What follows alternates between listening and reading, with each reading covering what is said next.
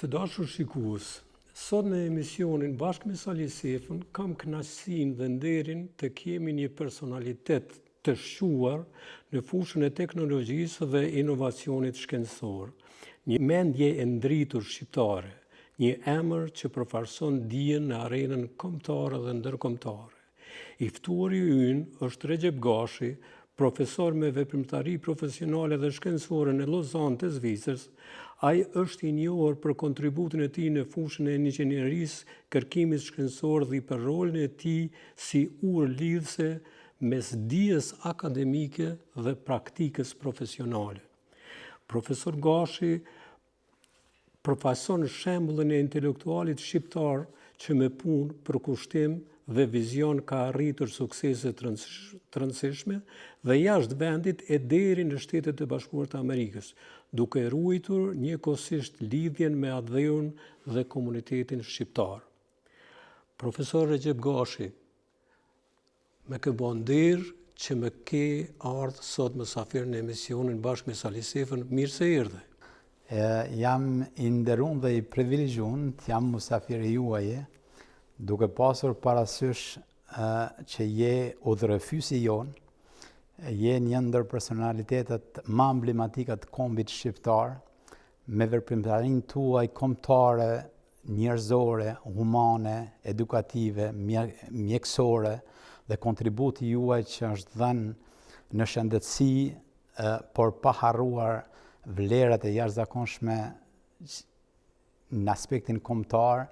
Për mua jam jashtëzakonisht i privilegjuar të jem mysafiri juaj. Faleminderit doktor Sali Sefën. Po fjalë po më skuqet tash ti ajo më në mysafir aty. Profesor, këtu në Zvicër je personalitet shumë i njohur, por megjithatë kisha dashur shkurt me ditë kush është Recep Gashi? Recep Gashi është një shqiptar i cili ka ardhur shumë herët në Zvicër në moshën 16 vjeçare, në vitin 1987. Ka qenë një nxënës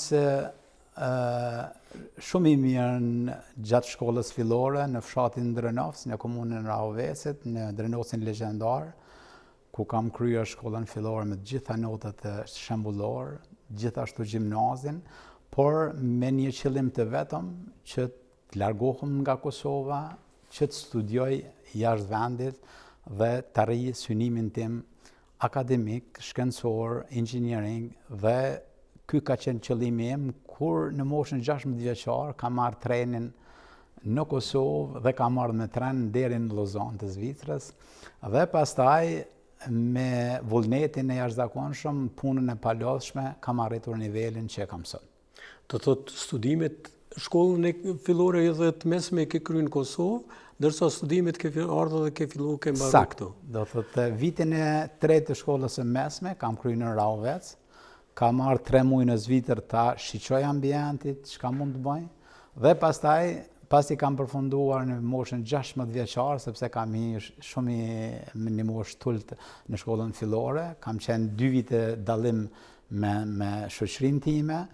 Dhe pasi kam përfunduar gjimnazin në Rahovec, kam ardhur në Zvicër definitivisht dhe pastaj kam vazhduar rrugtimin tim drejt shkencës akademisë. Dhe tani keni gradat?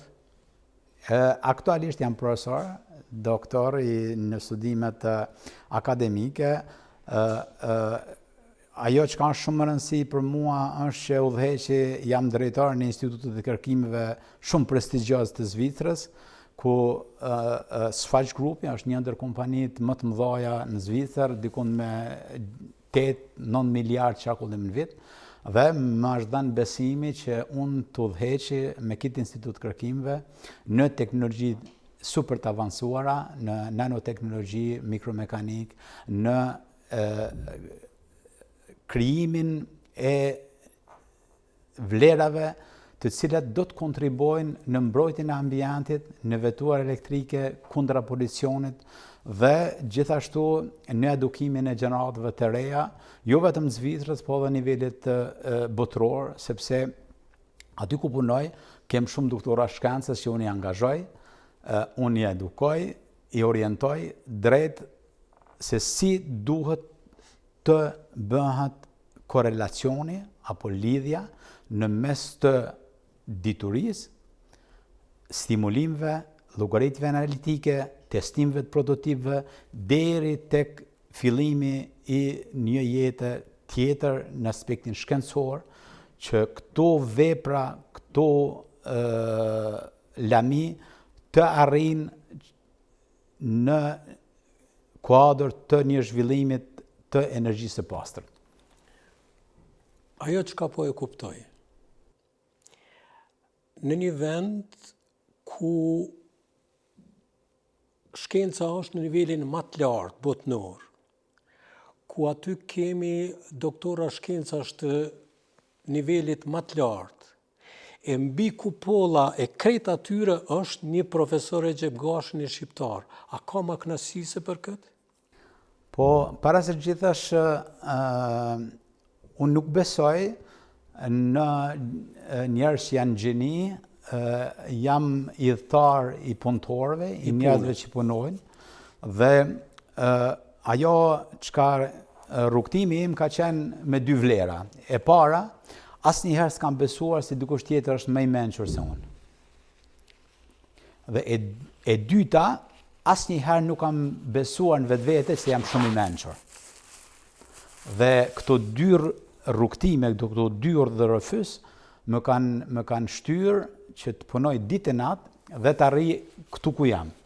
Të them të drejtën, kam pasur një student gjatë doktoraturës në EPFL Lozanës, ishte duke bërë një projekt të rezervuarave të hidrogenit për vetura me hidrogen, pa ndotje. Dhe rezervuarat e hidrogenit ishin të mençur me piezoelektrik, të cilët punonin llogaritjet dhe simulimin që të futen disa pjesë piezoelektrik në shtresën shumë të hollë të karbonit, të fibrave të karbonit, që nëse bën deri te një aksident, në 1 milisekond të lirohet hidrogeni sepse është më i lirë më i lehtë se sa ajri dhe mos vije deri te një eksplodim, sepse ajo është një bombë vërtet në vetura. Dhe më bën një pyetje, tha, profesor, tha, kam një pyetje. Çka mund të bëjmë që të arritëm deri tek ta ndjekë rrugtimin tuaj, dhe sepse më pëlqeve si këshilltar, si profesor që kam ndjekur gjatë studimeve 4 vite, cilën është këshilla juaj? Dhe i përgjigja, thash, nëni, kur mos e nënçmo vetveten. Do të puno shumë, sepse të tjerë nuk janë më të mençur se ti. Dhe e dyta, ajo çka i thash, kur mos kalo një presje ose një pikë të një fjalie nëse nuk e ke kuptuar. Do të ktheu mbrapa, lexo 3 herë, 4 herë, dhe në moment kur ta kuptosh, do ta kuptosh përjetësisht. Dhe ajo është vlera e një intelektualit vërtet. Ose e din, ose nuk e din. Ose dish të bësh llogaritje dinamike, statike, fiziken, kimin, elektrokimin, elektromagnetizmin, ose nuk e din. E nëse nuk e din, mëso. Dhe buzëqeshi dhe më tha, tash e kam kuptuar fillimin e studimeve të mia. Profesor, pak më ktheve me tregimet e tua, më ktheve dhe mua në një jetë kogjut më hershme, edhe duhet ta marrë dhe mendimin tuaj. Unë kam filluar në Berlin, edhe atëherë kam menduar që po t'jem unë i barabartë me kolegët e mi në shkencë, do t'jam spakun jo 20% më i fuqishëm se sa ata. Si e ke ndjeti veten dhe si e ndjen sot, po sot ti je integruar në të gjitha ata të tjerë janë mbrapa teje, por ti je një njeri që ke bë zbulimin e shumë patenteve. Je një ndër të parët që i ke bë zbulimin e patenteve, sidomos me hidrogen, që kisha kërkuar që të na i zbërthesh pak më nivelin më të thjeshtë. E dyta, patentet tuaja janë të njohura ndërkombëtarisht, po edhe në Shtetet e Bashkuara të Amerikës. Po të flas njën nga një për secilin, na duhet një emision shumë i gjatë, por të kisha kërku edhe bëj lutje, na shpjego 2-3 patente tuaja që e dini që mund të zbërthehen në jetë sot, sepse ardhmëria është në teknologji, edhe si arritët këtë punë? Dua të filloj nga fillimi. Duhet çdo i ri të kupton që vullneti individual për me arrit një kulminacion, ndonjëherë duhet të luftosh me vetveten.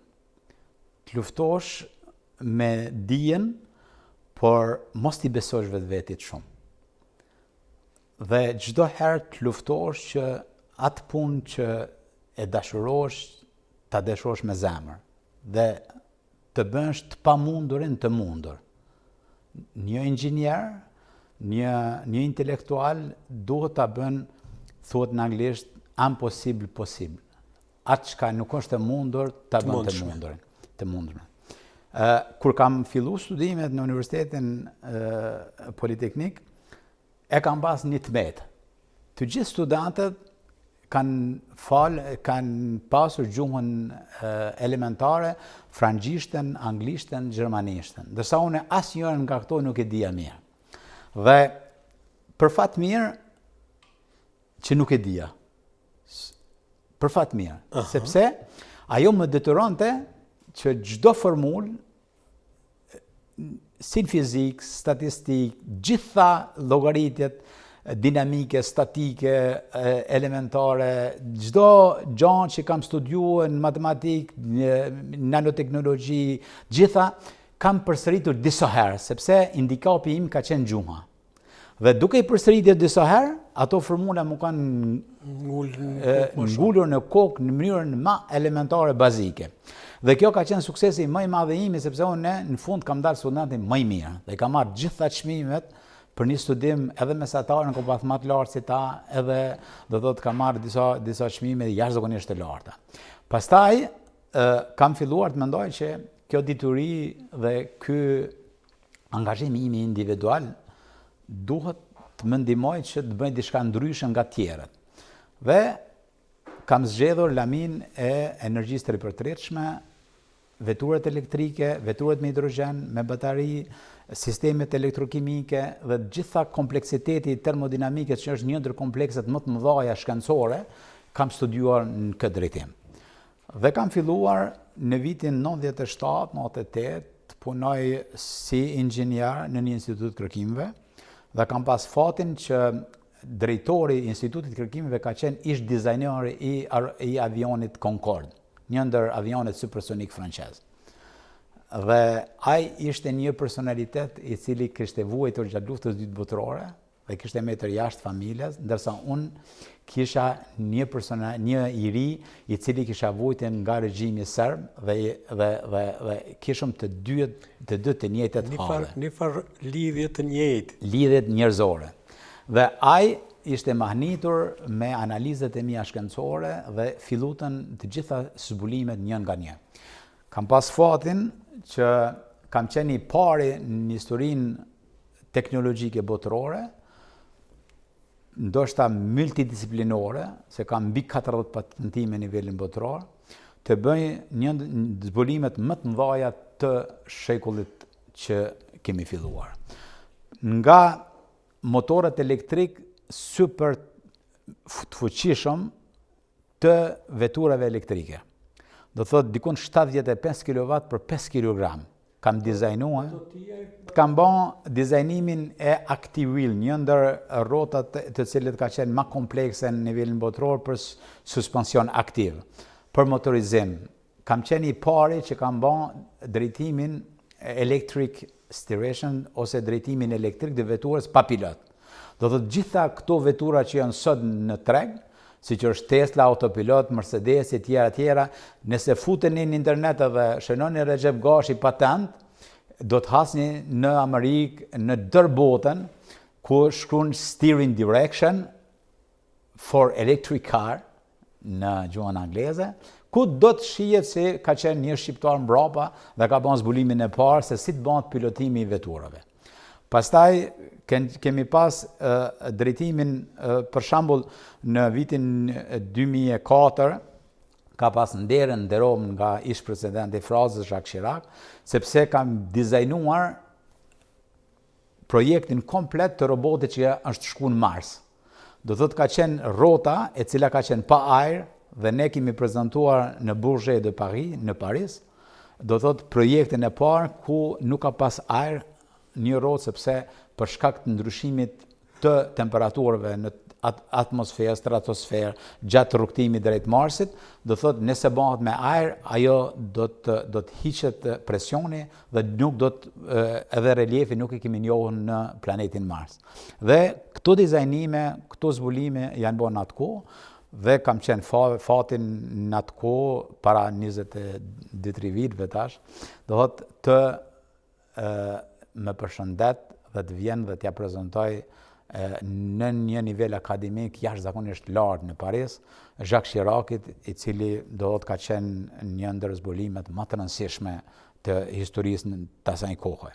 Pastaj, sistemet elektrokimike, që janë fuel cell në anglisht, elektrolizor, do thotë duhet të sqaroj, kemi energjinë primare dhe energjinë sekundare. Çdo transformacion e energjisë nga energjia fotovoltaike në energjinë mekanike, në energjinë elektrokimike, kemi eksotermien dhe humbjet të cilat bëhen në sistem gjatë ndryshimit, gjatë kalimit dhe ne në atë kohë kemi filluar me zbulimet që të merret energjia solare me fotovoltaik, kemi bërë dhe dizajnimet e mikroondulorëve për shkak të hijes kur t'i vjen paneleve solare, që t'jem në maksimum të optimizuar. Kemi bërë mikro inventorët për të kaluar nga një sistem kontinu, do të thotë rrymë e vazhdueshme, në një alternativë për me shfrytzuar në shtëpi, dhe kemi kaluar në elektrolizor, kemi shndruar energjinë diellore në energji elektrokimike. Dhe aty ka qenë zbulimet e mia në elektrokimi, ku nëpërmes membranëve të protonit, kemi pas në njërën anë do të kemi marrë ujin, kemi bërë deionizimin ose largimin e pjesëve që janë përqust elektrik, do të jonave, dhe kemi filluar me një anodë dhe një katodë të bëjmë prodhimin nga ana e katodës hidrogenin, nga ana atodës oksigjenin, dhe kemi bërë 2 molekulat hidrogenit dhe oksigjenit dhe kemi filluar të bëjmë energji elektrokimike që të shfrytëzohet pastaj nëpërmes fuel cellit nga elektrolizori dhe prap sistemi në njërin anë futet hidrogjeni, tjetër në oksigjeni dhe pastaj mund të vazhdojmë që të bëjmë busa elektrike, vetura elektrike, trena elektrike, aviona elektrike e tjera që janë pa ndotje me zero polucion. Do të këto janë pak a shumë fillimi dhe disa nga zbulimet të cilat mund të flasim për të tjerët më vonë. Gjithë kjo punë, gjithë kjo risi botnore, aqmohet sot, kur dihet se secilën ditë kemi shumë e ma shumë që përdoren, sidomos prej veturave, aeroplanave, trenave të ndryshëm. Po vret viteve të fundit se kemi edhe problem me energji, me energjinë që e përdorim ne sot. Ju keni bërë shumë edhe në energjinë e ripërtërishme. Çka është dhe çka mund të na thush për shikuesit tonë? Duhet të kemi 2 elemente kryesore kur të flasim për mbrojtjen e planetit Tokë. Kemi të bëjmë me ekosistem dhe sistemin sambiozë. Që ruhet edhe ambienti. Ekosistemi, ne jetojmë fal shumë punëtorëve, mikrobakteriave, sistemit nëntoksor, prodhimin e oksigjenit, oqeanet, pyjet, pemët, të gjitha këto e bëjnë një ekuilibër ekosistem ku biotopët në mes të jetojnë me një ambient ku i ndihmojnë njëri tjetrit për jetë, pa e dëmtuar njëri tjetrin, pa shkatruar njëri tjetrin. Dhe kjo është ekosistemi. Ndërsa kur të flasim për sambiozën, është ekuilibri në mes të materieve që cilët e bën jetën tokë, kemi të bëjmë me dioksidin e karbonit, me oksigjenin, me energjinë diellore, me gjitha këto të cilët e bën atmosferën, stratosferën, troposferën, gjitha ambienti që na rrethon deri në planetin jashtë dikon 500.000 kilometra larg, të cilat e krijojnë një ambient mbrojtës nga ultravioletet, nga dielli, nga të gjitha këto. Dhe kur të flasim për energji të ripërtëritshme, do thotë natyra na jep të gjitha. Por ne në historinë e njerëzimit kemi shkatruar vetveten, duke shfrytzuar energji që janë më lehtë dhe më pak dituri të shfrytzohen. Është derivatet e naftës, qymyrit, e tjera, të cilët janë shumë lehtë të nxirren nga toka. Por janë sistem të paripërtëritshme. Dhe ne, kur kemi arritur një kulminacion në vitin 1970 dhe trajtimin e materialit, kur kemi arritur në një nivel që kemi kuptuar se jemi duke shkatruar kushën e azonit dhe efektin serë. Dhe jemi duke shkatruar jetën, atëherë kemi hapur syt që jemi duke shkatruar edhe jetën toksore dhe ardhmërinë e tokës. Dhe këtu ka qenë pikërisht qëllimi që të kthehemi nga energji të ripërtëritshme, aty ku është pyetja. Dhe kjo energji e ripërtëritshme fillon nga natyra, sepse natyra na jep çdo gjë. Kemi 5 shtyllat kryesore, kemi sistemin fotovoltaik, të cilët do thot përdojmë rrymë nga panelet fotovoltaike, monokristaline dhe polikristaline. Kemi të njëjtën kohë edhe panelet termike që bëjnë ngrohjen e ujit. Pastaj kemi prodhimin e energjisë të ripërtëritshme hidrocentralet, apo nga vinë nëpërmes ujit.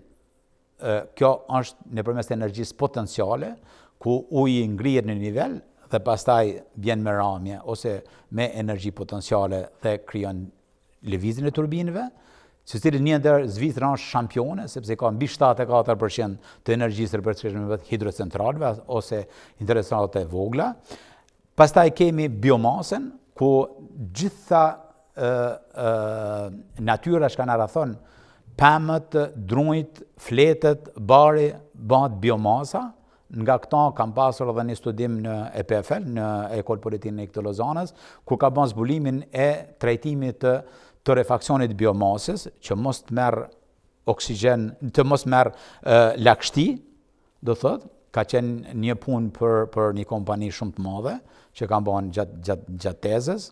Dhe pastaj kemi edhe geotermin, do të që është energji e pashtershme nën toksore që mund ta shfrytëzojmë. Dhe e fundit është energjia e erës. Do thotë e cila është e pandalshme, do thotë mund të shfrytëzohet në shumë vende.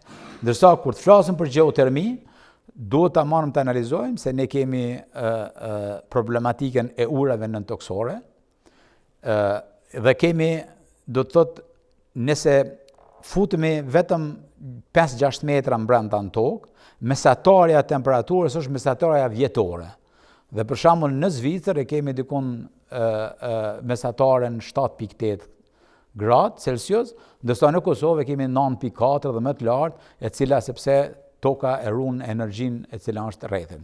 Dhe këtu në geotermi kemi disa lloje energji të ripërtëritshme, ku janë nga nap freatik ose uret freatike që thirren nën toksore, ku mund të shfrytëzohen për energji, po edhe geotermia a thellë, e cila shkon mbi 200-300 deri në 500-600 metra apo 1 kilometër, ku mund të nxirret temperaturë shumë më të larta që të bëhet ngrohja. 74% e ndotjes të nivelin botror vjen nga polucioni ose nga ngasja makinëve dhe nga energjia industriale dhe energjia ngrohëse që e bëjmë çdo ditë në ambientet tona. Në një rast të pyes një pacient ku po dhem. Tha po më dhem në Kosovë. Kur po i shpjegon ti këto gjëra kaq edhe nivelit kaq lartë shkencor, po më dhem në Kosovë. Çka me bë sot në Kosovë energjia është aq e shtrenjtë edhe aq po kërkohet shtrejtohet, ndërsa i ka njerëzit e ka dijen që nuk shfrytëzohet. Në atë kuptimin shfrytëzim, nuk po e them që të keq përdoret, po të shfrytëzohet dija e shkencëtarëve tanë që të mësojmë, jo të marrim sikur e the ti, sa unë e kuptova, sepse vërtet është edhe nuk është lehtë ta kuptojsh, por sa unë kuptova se shfrytëzimi i thëngjillit, që bëhet e ne, është për ata më të thjeshtit, ata që nuk dinë shumë në këtë drejtim. Edhe çka duhet bëhet që të bëhet një bashkëpunim sa më i afërt me njerëz tanë, që vendi jonë që na dhem të gjithëve, sikur atë pacientit tim, që të ecë më përpara dhe të bashkohet me botën. Po, në Kosovë, tham drejten që nga viti 2011, kam tentuar me 10 herë t'ju ndihmoj, pa shpenzime, pa ndonjë meditje, do të thotë që të organizohemi së bashku dhe të bëjmë punën e duhur për shëndetin e njerëzve para së gjithash. Është një katastrofë ekologjike botërore që nuk ka nivel më të lartë të polucionit se sa ka në Kosovë, mund të krahasohet me Kinën, me disa shtete ku bën një katastrofë ekologjike. Duhet ta sqaroj sepse marr përgjegjësi plotësisht pse po i them këto fjalë, sepse nuk më takon në aspektin e dashurisë ndaj vendit që kam, ti flas këto fjalë, po është një realitet që duhet me kuptue. Para së gjithash, do të thotë sot kemi një ndotje atmosferike të jashtëzakonshëm, për shembull në termocentralet e thëngjillit. Kemi filtra, s'kemi filtra, bisedojmë në parlament me kryeministra, jo bojleri, jo filteri, jo kutadione, do thot, ndërsa Kosova ka një pozicion gjeografik të jashtëzakonshëm. Askush në Evropë nuk ka më të mirë se në Kosova. Pse? Shtohet pyetje. 2 komponentet kryesorë për energji të përgjithshme janë panelet solare, ku në Kosovë ka shumë diell, do thot jashtëzakonisht një ndër vendet më të zhvilluara, dhe hidrocentralet ose mini centralet për shkak të bjeshkëve që na rrethojnë, siç është Zvicra.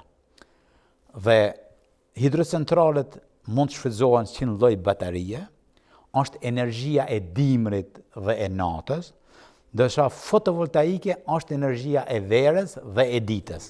Dhe kombinimi këtyre të dyve është shumë lehtë të bëhet që të kemi një energji të pastër.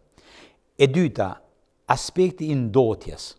Nëse shikoni në një hartë ku kemi disa kaptor ose senzor që ka plasuar ambasada e Shteteve të Amerikës në Prishtinë, dhe nëse bëni një analizë gjatë fluturimit me avion, gjatë aterimit në Prishtinë, ju e shihni të termocentrale, sepse kalona çdo herë mbi termocentrale, dhe shihni bloqet që janë të i prodhue një helm e cila e sulmon çdo shëndet fëmijës, plakut, triut, e tjera. Dhe e gjithë ajo ndotje shpërndahet mbi Prishtinën, ku nëse hyni dhe shiqoni ndotja ambientit në Prishtinë, do ta shihni se gjatë gjithë vjeshtës dhe dimrit është nivelin më të lartë ndotjes, nivelin ndoshta edhe botëror. Dhe tash, duke pasur parasysh ne çdo ditë kemi nga një antar të familjes, nga një shok, nga një mik që ka një vdekje parakohore, do të para moshës. Dhe kjo është e përditshme në Kosovë. Dhe ne nuk kemi të bindur që për shkak të ushqimit helmuar, sepse nuk kemi nivel të kontrollojmë pesticidet, analizet laboratorike, për shkak të ndotjes tare që është aq shumë i lartë, kemi çdo ditë vdekje në familjen tonë dhe pajtohemi që të jetojmë në një shtet të ndotur dhe nuk pranojmë që dikush nga jashtë të na ndihmon. Me dijen tonë, a ka mundësi që kjo të ndryshojë diçka? Atym që del, sa është i kontrolluar, sa është i filterizuar, që mos dalin edhe grimcat të rrezikshme për jetën kur po shohim se në Kosovë, vetëm brenda këtij 10 vjetorit, kemi mbi 600% rritje të smundjeve të rënda, do të thotë smundjeve malinje. Edhe kjo jep një shembull diçka. Po pikrisht këtu deshta dalë sepse aktualisht t'ju them të drejten, në zhvillimi një shoqërisë kolektive dhe zhvillimi një politikës kolektive në një shtet, e njerëzve që drejtojnë atë shtet, janë dy nivele zhvillimit. Niveli parë është që ta kuptosh, ta rrish nivelin e zhvillimit intelektual, që ta mrish një nivel ku e kuptosh që ke nevojë për ndihmë, ose të flasmi shqip nuk e din. Ajo është një nivel shumë i lartë, sepse i din kufit ku ke njohuri, ku s'ke njohuri, ku ke akademin, ku ke shkollimin, ku ke inxhinierët, ku ke laboratorat. Dhe e sheh si ke nevojë të zhvillohesh me botën, me njerëz, me shtetet e zhvilluar, civilizuar, siç janë Zvicra, ku është shampione botërore për zhvillimin e nanoteknologjisë. Krejt tjetër nivel është ta dish një punë, apo të jesh zot në shtëpinë tënde, zot i vetvetes. Dhe ky sistem që është zhvilluar mas luftës tek ne, e ka shkatruar dhe aq pak dituri që kanë pas njerëzit të nivelit tuaj në të kaluarën. Dhe fillimi i shkollimit gjatë periudhës së ish presidentit Rugova, në podrume, në xhami, në pa larg shkencës, larg teknologjisë, larg laboratorëve, larg edukimit, ka qenë ndoshta shumë pozitive për ta kundërshtuar Serbinë, por shumë shkatruese për diturinë kolektive. Dhe pikërisht kjo është problemi kryesor, që pas luftës nuk kemi arritur ta kemi një intelektual udhëheqës, një kryeministër, një ministër, një presidente, e cila ka kuptuar që i vetmja shtekdalje, e vetmja sukses është që të kërkohet jashtë pikërisht ekspertiza e njerëzve, po edhe e shtetit, siç është Zvicra, siç është Gjermania, siç është Franca, siç janë Shtetet e Bashkuara të Amerikës, etj. Dhe kjo është pikërisht problematika kryesore, se ata nuk dojnë bashkëpunojnë me ne. Në 2011 ne kemi formuar shoqatën e inxhinierëve Albanian Engineering of Switzerland, ku kam qenë president deri para 2 viteve. Dhe mbi 160 inxhinierë akademik janë të lindur, të rritur, të edukuar në Zvicër të lamive të ndryshme.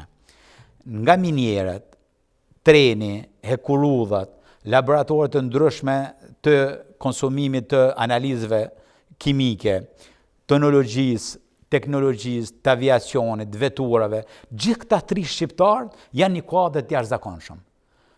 Kemi takuar me gjitha kryeministrët, hera fundit ka qenë zotri Albin Kurti.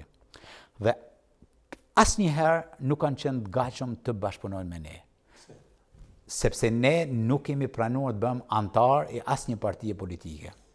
Dhe e vetmja synimi tyre është që ne të bëjmë antar i partive politike.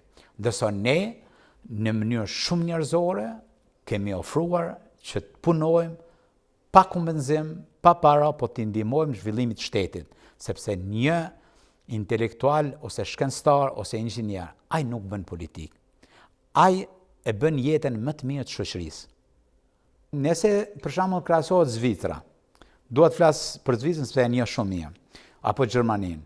Këtu njeriu i ditur ka vlerën kulminante. Nuk e shiqojnë origjinën, nuk e shiqojnë ngjyrën, nuk e shiqojnë kulturën. E lemo partinë. E lemo partinë. Do të si është, e sheh edhe vetë jeton në Zvicër dhe si sa vite, që askush nuk mirret do të me këto gjëra. Dhe për shembull është shumë specifike që pse Kosova nuk e shfrytëzon potencialin e diasporës. Pse Shqipëria nuk e shfrytëzon? Pse nuk ulmi rreth një tryeze dhe të bëjmë 2-3 ditë punë bashkarisht dhe pastaj t'ju ndihmojmë në vazhdimsi që ta ngritmi nivelin. Nuk do të thotë që do të arrijmë nivelin e Zvicrës, po s'pakti ta kemi një nivel më të mirë se Turqisë, më të mirë se të rajonit, më të mirë se të Hungarisë, e parasysh më të mirë se të Serbisë, sepse ne kemi mundësinë, sot jemi shampion i diturisë, i zhvillimit, i teknologjisë, në aviacion, në aeronautik, në gjitha lami teknologjike, fal diasporës, e cila ka bërë rrugtimin e vet gradualisht që nga vitet 70-ta. Dhe sot mbar bota respekton dhe kulminon me respektin dhe admirimin e shqiptarëve që kanë zhvilluar teknologjinë botërore, ndërsa tek ne nuk kam shprehje as fjalë të them si pse ata nuk dojnë të bashkëpunojnë në këtë drejtim. Unë mendoj se ignoranca e tyre ndikon, sepse ata po mbeten shumë urt kur një shkencëtar i tillë jep një ligjërat atje. Dhe ajo është tepër e dëmshme, tepër e keqe, që në vend që kjo mendje, kjo dije, të shfrytëzohet për të arritur të mirat e vendit, këta injorohen pse nuk është në një parti. Kjo është tmerr. E them me plot kuptimin dhe i drejtohem shikuesve, secili keni të drejtë ta votoni kanë ju të doni. Edhe t'jeni edhe ndonjë subjekt secilin e doni, por ne kemi mbi krejt të gjitha këtyre e kemi një tjetër. E kemi vendin tonë, vendlinjen tonë të cilën e dojmë. Dhe po vjen ai kuptimi nuk qenë. Kemi bashkë gërnaqa, apo? Profesor, për mbi 40 patente, sonte kisha dashur nga ju njërin prej tyre që edhe ti e don shumë, edhe që mund të hyjë në mendje të njerëzve që na thush këtu. Është një pyetje shiqasi ku t'i bën të prindrit dhe të kërkosh nga ai ta dallon një fëmijë cilin e dën më së shumti. Dhe unë sot për fatkesh nuk do të mund ta dalloj, por do të t'informoj ose do të sqaroj grupet e patentimeve të cilat janë shumë më rëndësi. Do të thotë ka qenë zbulimi i elektrokimik, do të thotë nivelin e fuel cell ose elektrolizar për prodhimin e hidrogjenit dhe oksigjenit, ka qenë motorizimi i veturave elektrike, ka qenë autopiloti në vetura elektrike, ngasja pa pilot, ka qenë zbulimet e fundit që janë shumë të rëndësishme, janë high speed compressor ose HVAC në anglisht, heating ventilation air condition, ku janë grupet e patentimeve të cilat do të shfrytëzohen në 10 vjet dekadën e ardhshme, në 10 vitet e ardhshme për vetura elektrike që të bëhet optimizimi i shfrytëzimit të energjisë dhe gjithashtu do të bëhet zgjidhja e problematikës të baterive të cilët do të rrinë me një temperaturë konstante 25 gradë dhe të mund ti shargjojmë ose ti mbushme deri në 100% me një shpejtësi shumë të lartë. Sepse aktualisht të gjitha bateriet elektrokimike, do të që edhe kam punuar në këtë drejtim, do të janë bateriet siç janë do të litium-ion, litium polimer, litium vanadium, janë baterie tjera që janë me metal të fortë, e tjera, kanë nevojë që deri diku 80% mund të bëhet mbushja atyre shumë shpejta dhe pastaj selulat të cilat ndahen për shkak koncepcionit që janë të ndryshme, nuk e kanë tensionin e njëjtë dhe gjatë mbushjes nuk guxojmë t'i mbushme me shpejtësi të njëjtë. Dhe pastaj është problemi për shembull si telefonin e juaj, si ndonjë bateri që keni, si veturën, si bicikletën tuaj, do të 80% e mbushni shumë shpejt dhe 20% ju merr kohë shumë më tepër se 80%. Dhe gjithashtu shfrytëzimi i energjisë do të thotë zbulimet e fundit që bëhen në kompresor me shpejtësi të lartë, me air bearing, të cilat është një ndër zbulimet më kulminante aktuale që një kompresor të lëviz deri në 300.000 rrotullime në minutë. Do të për inxhinier mund ta krahasojnë dhe pa asnjë fërkim. Do thotë air bearing ose gas bearing janë kushinetet të cilat janë të dizajnuara që gjatë lëvizjes të kemi një hapësirë në mes të rotorit dhe statorit dhe ajo mos ta prek asnjë element.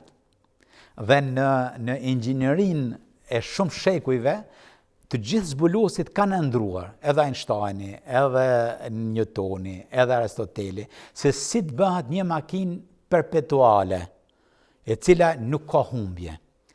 Dhe këtu pikrisht jam ai i cili është zbulimi i fundit, që mund ta konsultoni në internet, do thot high speed compressor with air bearing or gas bearing në anglisht, i cili të thot nuk ka humbje, ka humbje minimale dhe ka rrotullime deri te 300.000 rrotullime në minutë. Dhe këto do të përdoret në vetura, në autobusa, në trena, në aviona, në aeroplana, do të shfrytëzohen për ekonomizimin e energjisë dhe optimizimin e energjisë dhe rregullimin e energjisë termike. Se energjia termike është ajo e cila shfrytëzohet dhe duhet të optimizohet që të kemi një veturë me konsumim minimum dhe të kemi mbrojtjen e ambientit që të mos kemi polucion.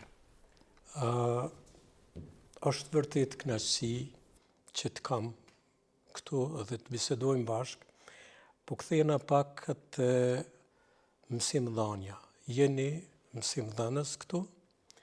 Kisha dashur të di për shikuesit tanë, studentët tuaj, cilët janë? Janë student bachelor ose nivelit shumë të lartë? Ka tash 20 vite që unë së bashku me Institutin e Kërkimeve ku udhëheqi, jemi në kulmin e diturisë shkencore dhe që nga viti 97, do të thotë në vitin ardhshëm do të bëhen 20 vite, do 30 vite. 30 vite. Ka, do të thotë kemi studenta që e gjitha dituria botërore rrjedhën nga shkollat politeknike në Zvicër, është një në Zuri dhe një në Lozan. Dhe gjithë kjo punë akademike është bë duke dhënë çdo herë një projekt i cili është mbi zhvillimin aktual teknologjik. Do të shumë më larg në aspektin kërkimor. Dhe unë kam pasur fatin që gjatë rrugtimit akademik të edukoj, por edhe të monitoroj gjitha këto projekte, edhe në nivelin e Konfederatës Zvicrës, nanoteknologji, kur kemi bërë projekte një pas njëshme që njerëzit që kanë bën magjistraturë ose master, ose njerëzit që kanë bën doktoraturë, janë lidhur nëpërmes institutit të kërkimeve dhe kanë marrë një lamit studimit, dhe masteri zakonisht është 1 vit e gjys, ndërsa doktoratura është 3 e më shumë, dhe ata janë detyruar në institutin tonë të kërkimeve të vinë një herë në javë, apo të punojnë nëpër laboratorë universitare, dhe të kenë 2 profesor Recep Gashin që ka dhënë projektin dhe profesor mentor ose universitar që kanë qenë nga ata, dhe ne kemi punuar bashkarisht që studimi dhe doktoratura tyre të ketë një orientim shkencor eksakt, të mos jetë një kopja ose një punë e lehtë, po të ballafaqohen me realitetin e kohës, me zhvillimet shkencore, me zhvillimet akademike, teknologjike, dhe të vlerësohet dhe të jipet në fund, ka qenë në shkrimi e Recep Gashit që është bën doktor shkence, dhe çdo doktoraturë që është bën në projektet e Institutit të Kërkimeve, do thotë mentori ose profesor mentori që ka qenë në universitet, ai e ka orientuar, ka këshilluar, ka bën analizat në laborator dhe gjitha testimet janë bën aty dhe ne kohë pas kohe kemi shku, kemi analizuar, kemi orientuar kjo teknologji ose ky orientim, kjo llogaritje statike, dinamike, CFD, element fini, do të çdo simulim që është bën, çdo llogaritje, çdo testim që është bën, e kemi orientuar që të jetë sa më reale dhe të ketë një kulminacion që del diçka nga ai studim. Dhe në vazhdimsi kemi qenë, do të thotë, shumë vigjilent që të jemi me një kreativitet të lartë shkencor akademik, që puna atyre jo vetëm të vlerësohet në nivelin akademik, po industrial.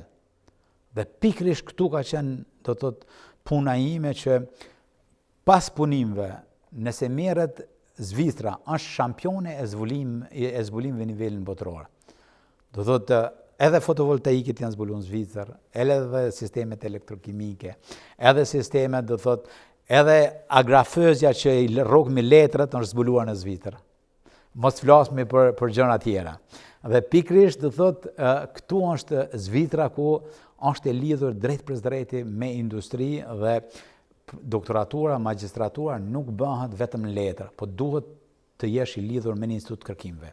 Dhe unë, me thënë drejtën, kam qenë shumë e fat që kam formuar dhe kam pranuar dhe kam validuar doktoraturë të studentëve gjerman, francez, iranian, kroat, sloven, nga Libia, ka qenë nga shumë shtete, do thot që për fat mirë, do thot ajo që ka motivu më shumë t'i kanë qenë për shembull studentët që kanë ardhur nga shtetet evropiane, do të studiojnë.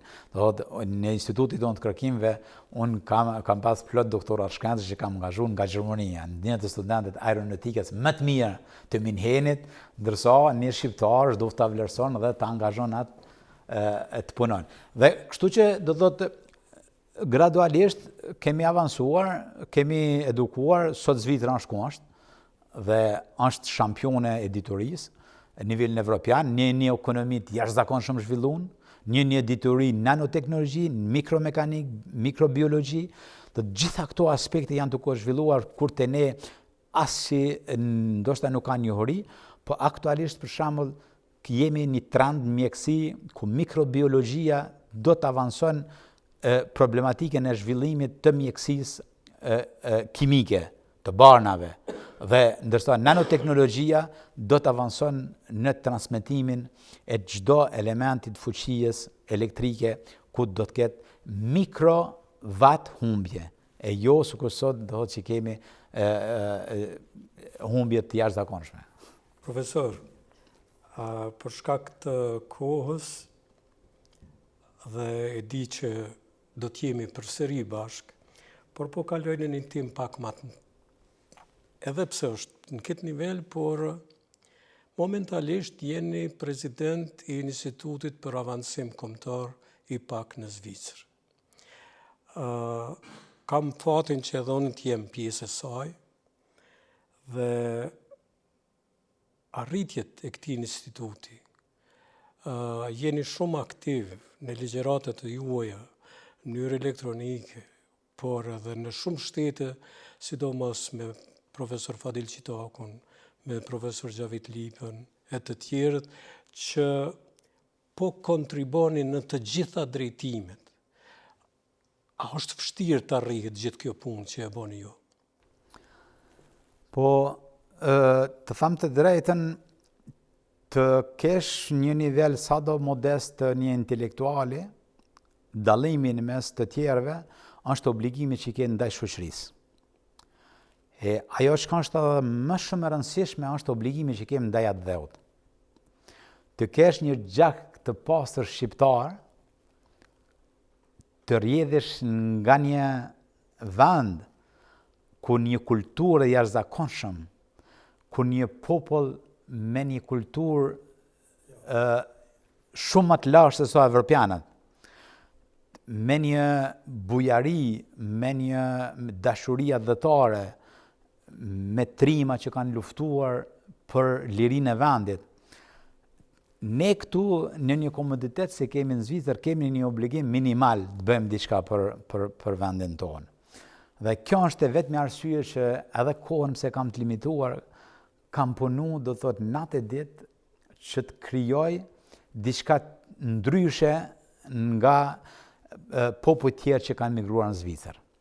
Dhe së bashku me shumë anëtar, kemi formuar në fillim shoqatin e inxhinierëve në Lozan, ku nuk ka pas asnjë shoqat profesionale, dhe tash do thot bëhen mbi 15 vite që ekziston kjo shoqat gjatë 2011, dhe në njëjtën kohë është rritur niveli i diturisë diasporës dhe së bashku me profesor doktor Fadil Qitakun kemi menduar të bëjmë diçka nivelin global, nivelin akademik, që t'ju ndihmojmë të tjerëve, t'jemi edhe synimi ose pika qendra kulminante e diturisë për diasporën, motivimin për trit, po para së gjithash bëjmë diçka nivelin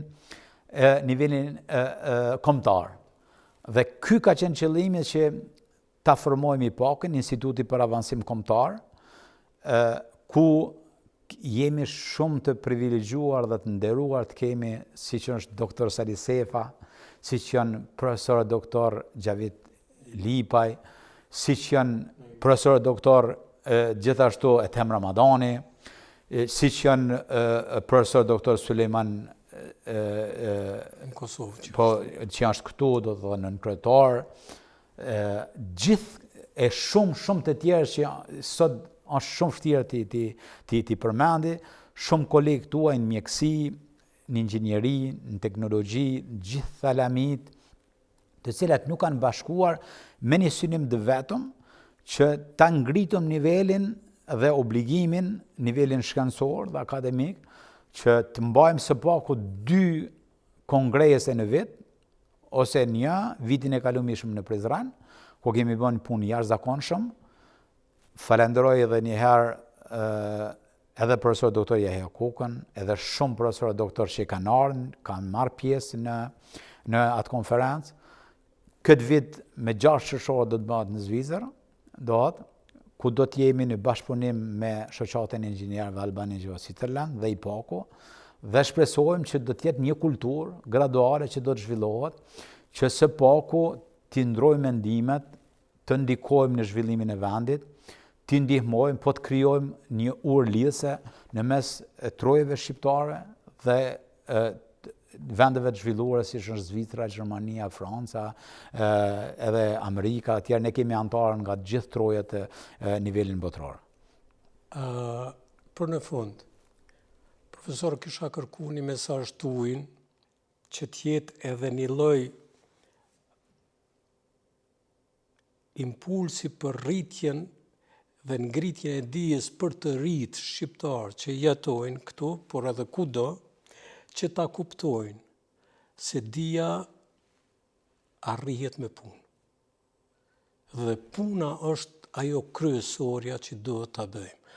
Të lutem, do të jetë një lloj mesazhi i shkëlqyeshëm për të gjithë të rinjt se si një shqiptar, edhe pse ka ardhur në Zvicër, mbas shkollimit mesëm, pa njohjen e gjuhëve të huaja, sot e kemi ai i cili i vlerëson studentët që doktorojnë, dhe kur ti e shpjegojsh atë, unë e kisha parasysh secili doktorant. Diplomën e tij e vën në mur, në zyre, kudo, dhe aty është në nënshkrimi profesor Recep Gashi. Kjo është kënaqësia më e madhe që një shqiptar mund ta mbërri kur shef këtë. Unë do ju drejtohem para së gjithës niveli cili orienton zhvillimin e kombit tonë. I drejtohem qeverisë Kosovës, qeverisë Shqipërisë, gjithë shqiptarëve që kanë timonin në dorë zhvillimit të vendit tonë, që të mos mbyllin syt para diturisë diasporës, me një obligim që kanë që vendi jonë të merr vendin e merituar. Populli jonë të ketë një jetë më të mirë. Vendi jonë të jetë i pastër dhe njerëzit ta vlerësojnë vendin si një vend zhvilluar, të civilizuar dhe një vend i cili meriton të jetë në vendet evropiane, të jetë pikërisht qendër evropiane e zhvillimit, edukimit, të kulturës dhe para së gjithësh të jetë shembull i mirë i një vendi të civilizuar. Së dyti, të gjithë të rive në Kosovë, por pa harruar diasporën. Lutja ime është që të rinjt, të cilët janë në Zvicër, rinin, fëmijët tanë, ju kisha lutur mos harroni origjinën tuaj. Mos harroni gjakun tuaj. Mos harroni nga vini. Mos harroni gjenet tuaja, sepse ne jemi shqiptarë me një gjak të pastër, me një kulturë të lashtë, me një edukim të jashtëzakonshëm. Dhe ne mund të arrijmë kulmin e diturisë, dhe ne mund të arrijmë synimin tonë që tërë botat na ketë lakmi. Prandaj të gjithë të rive, mos humbni durimin dhe mos lodheni duke mësuar, duke punuar, duke edukuar, duke respektuar familjen tuaj, prind tuaj, duke respektuar origjinë tuaj.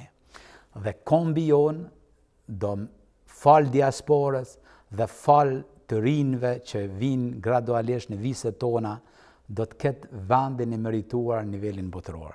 Dhe ne do jem aty ku ishte gjenerata e Skënderbeut, gjenerata e Dem Jasharit dhe gjeneratat një pas një që kanë luftuar dhe kanë punuar që ne të arrijmë dhe të meritojmë një liri, demokraci, zhvillim, edukim dhe vendin e merituar në nivelin botëror. Shikues të nderuar, duke folë profesor Recep Gashi, mendova që të shtoj diçka, për çka të shtoj. Këtu nuk ka asgjë më çka të shtohet, çka e tha në mesazhin e tij shumë të qartë, shumë të bukur, shumë thjesht për secilin. Mos të harrojmë kurrë kush jemi, nga jemi dhe ku do të shkojmë. Desha edhe të tham disa fjalë plus për Recep Gashin, por nuk ka fjalë që përshkruan, kështu që profesor doktor Recep Gashi, të falenderoj nga zemra që isha mysafir me mua këtu në televizionin Syrin e Zvicër. Respekt të veçantë për ty dhe familjen tuaj. Ishte kënaqësi e zakonshme, është hera parë në historinë e jetës time që kam një bashkëbisedues, si që është doktor Sali Sefa, dhe i vetmi ju jeni që keni hapur një kapitull të ri të një gazetarie e cila nuk ekziston në Kosovë. Dhe jam jashtëzakonisht emocional dhe shumë i falenderues dhe i privilegjuar ta kam këtë intervistë me një njeri të nivelit tuaj. Shumë falenderit nga ju nga zemra, falenderit të Syri që na ka dhënë hapësirë dhe shpresoj që do jemi edhe në të ardhmen bashkë dhe do jemi udhërrëfys dhe motivim për rinin që na pason. Dua vetëm të shtoj të them se kur ngritëm në mëngjes, shpesh herë ngritëm nuk e di si do të më shkon dita për shkak të gjendjes sime shëndetësore. Por ka një javë që kemi biseduar dhe aq shumë kam marrë forcë, aq shumë jam bateritë e mia janë mbush me energjinë tone që unë nuk lodhëm fare. Kështu që, duke falenderuar drejtorin e televizionit Syri, i cili po kujdeset për emisionin ton, e mbyll këtë emision dhe dëshiroj të shihemi në emisionet tjera të radhës. Faleminderit shikues të nderuar.